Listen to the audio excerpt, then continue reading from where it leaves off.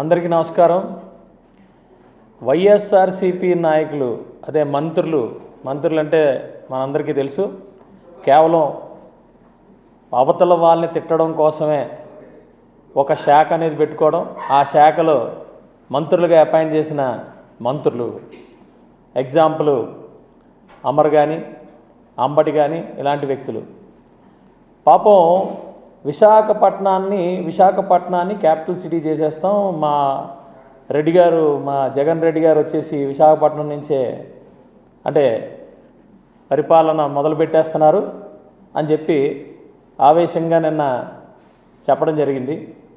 ఇది వాస్తవానికి గత 2 సంవత్సరాల నుంచి కూడా చెప్తున్నారు, రేపు వచ్చేస్తున్నారు, ఎల్లుండి వచ్చేస్తున్నారు, ఎప్పుడు వస్తారో తెలియదు. కానీ నేనేం అడుగుతుంది, ఏం అక్కడ ఉందని చెప్పి మీరు వస్తున్నారు?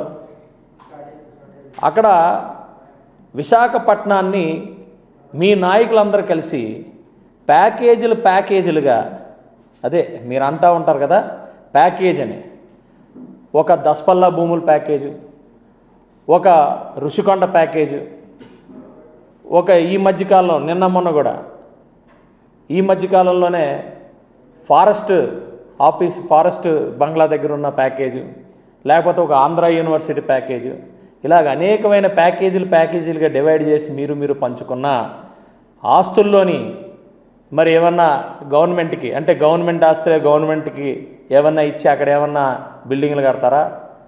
లేకపోతే ఎవరిదైనా ఎలాగైతే మీరు దోచుకున్నారో వీళ్ళది లాక్కున్నారో ప్రైవేట్ భూములు, అలా ఎవరిదైనా లాక్కొని అక్కడ ఏమైనా కడతారా?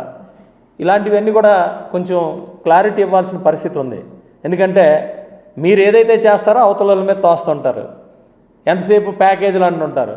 మరి ఇదే అమర్కి ప్యాకేజ్ రూపంలో ఆయన కాన్స్టిట్యున్సీలో మోర్ దెన్ అంటే ఒక 500 ఎకరాల పైన ఒక ప్యాకేజు, ఆర్ఈసిఎస్ ఒక ప్యాకేజు, ఇలాగ అనేకమైన ప్యాకేజీలు ఉన్నాయి కదా. ఈ ప్యాకేజీల ఎక్కడ పెడతారో చెప్తే బాగుంటుంది. మాటికి విశాఖపట్నాన్ని క్యాపిటల్ అని చెప్పడం, వాళ్ళు దోచుకున్న వాళ్ళు కబ్జాలు చేసిన భూములకి రేట్లు పెంచుకోవడం, ఇది సర్వసాధారణం అయిపోయింది. లేకపోతే ఎంతసేపు చూసి ప్యాకేజీలని ఇంకొకటి మాట్లాడే పరిస్థితులు ఈరోజు వచ్చాయి. మేము 151 సీట్లు మేము గెలిచాం, ప్రజలు మాకు ఫుల్ మ్యాండేట్ ఇచ్చారు. ఎస్, మేమే మొట్టమొదటగా మీరు 151 గెలిచిన తర్వాత పవన్ కళ్యాణ్ గారు ఓడిపోయిన తర్వాత ఒక ప్రెస్ మీట్ పెట్టి మేము సపోర్ట్ చేస్తాం, ప్రజలు ఇచ్చిన తీర్పు అని మేము చెప్పాం. మిమ్మల్ని మీరు చెప్పుకోవద్దు, మేము చెప్పాంగా. మీరు ప్రజా వ్యతిరేక కార్యక్రమాలు చేస్తున్నప్పుడు మేము అడుగుతున్నాం. మీ అందరికీ 151 మంది గెలిచారు కదా, మీ అందరికీ మేము ఒకటే ప్రశ్నిస్తున్నాం. మీరు ఇండివిజువల్గా అక్కడ ఉన్న అసెంబ్లీల్లో ఉన్న ప్రజలకి మీరు ప్రతినిధులా, లేకపోతే ఎప్పుడు ఏ మాట మాట్లాడతాడో తెలియక ఆ మాటలు వెనకాతల మాట్లాడే మాటలకి మీరు ఆయన మాటలకి ఆయన ఎజెండాలకి మీరు ప్రతినిధులా? మీరు తేల్చుకోండి. 151 మంది అని మీరు బయటికి చెప్పుకుంటున్న వాళ్ళని డైరెక్ట్గా అడుగుతున్నా, మీకు ఇండివిజువాలిటీ ఉండదా? ఎవరికి ఇండివిజువాలిటీ ఉండదా? జగన్ రెడ్డి గారు ఏం చెప్తే, ఏం అబద్ధాలు ఆడితే ఆ అబద్ధాలు వెనకాతలే మీరు కూడా చెప్తా ఉంటారా? మేము స్ట్రైట్గానే అడుగుతున్నాం. ఓడిపోయారు అంటున్నారు కదా. ఓడిపోయిన మేమందరం కూడా మేము ప్రజల కోసం మాట్లాడుతున్నాం.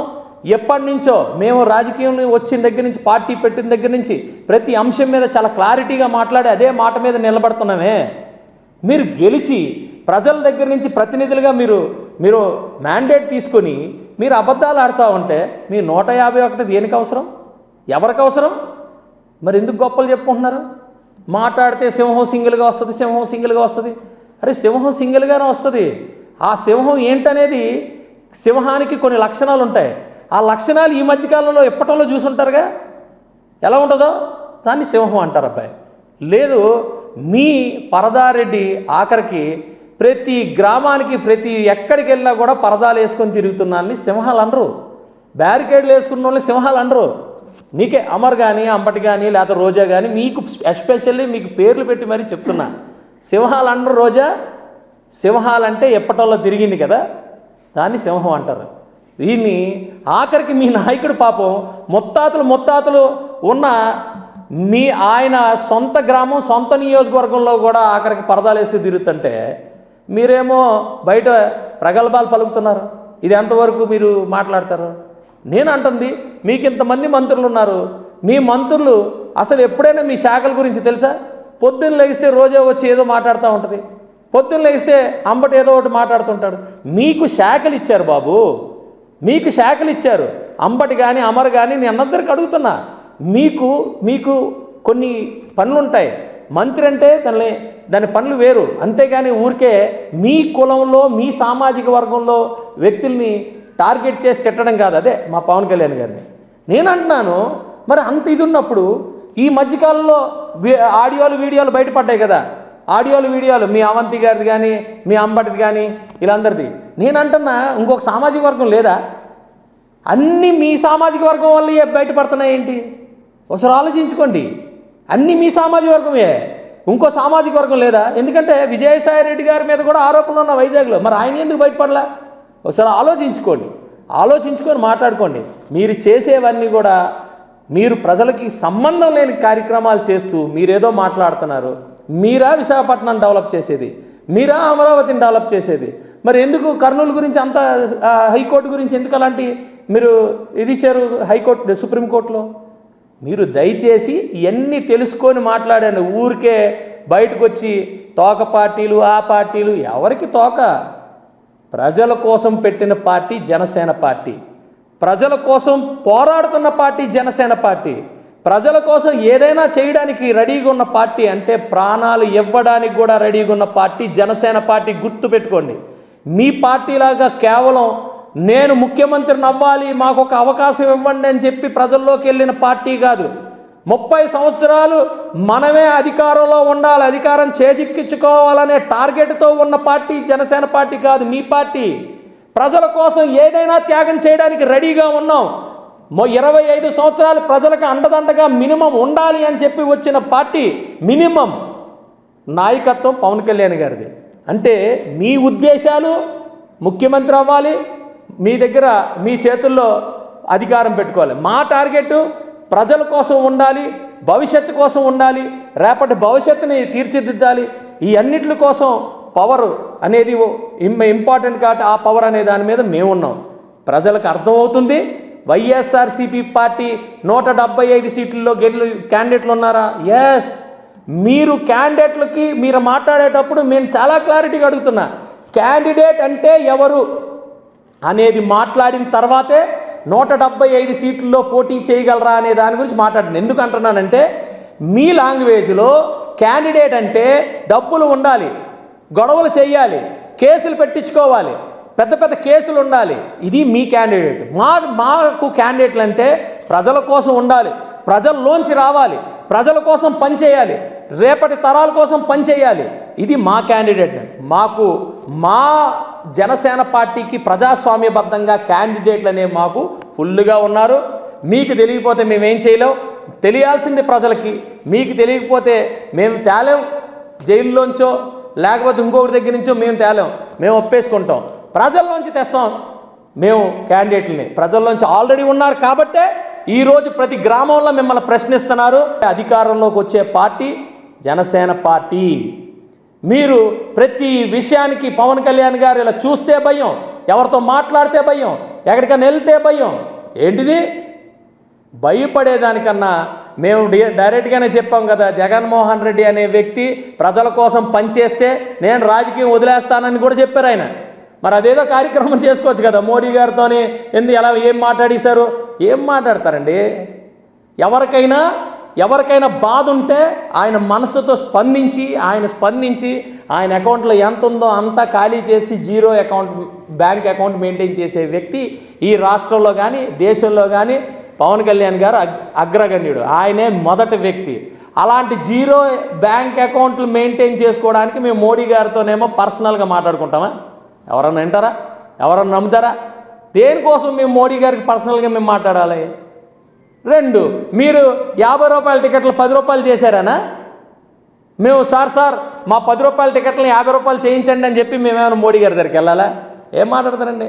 దేనికి మాట్లాడతారండి? మీ గురించి చూసుకోండి.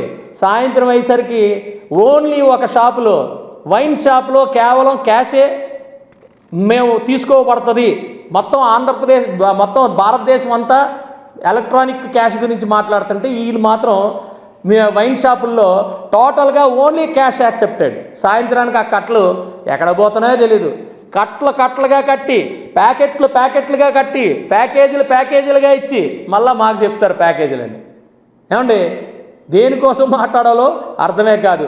2014-19లో నేను ఈ పోలీసు వాళ్ళని ఎవరిని నిన్న నమ్మలేను, ఆంధ్రప్రదేశ్ పోలీసు వాళ్ళని నమ్మలేనని చెప్పి మీరు కోడికత్తి అనే నాటకంతో మీరు ఎలాగైతే హైదరాబాద్ వచ్చారో, ఆఖరికి మీ చెల్లి ఆవిడ మిమ్మల్ని నమ్మలేదు. ఇక్కడైతే నాకు న్యాయం జరగదు, మా నాన్నగారు హత్య బయటపడదు కాబట్టి మీరు వేరే స్టేట్కి ఇవ్వాలని అని అంటే సిబిఐ కూడా ఆఖరికి నాకు ఆ లాజిక్ మరి మీకు అర్థమైందో లేదో అర్థం కాల. మిమ్మల్ని నమ్మట్లా, సొంత కుటుంబం నమ్మట్లా, సిబిఐ నమ్మట్లా, ఎవరు నమ్మట్లేదు. మీరు ప్రగల్భాలు పలుకుతారే, ఏదో ఆంధ్ర రాష్ట్రాన్ని మీరు ఇచ్చేస్తారే అని మాట్లాడతారే.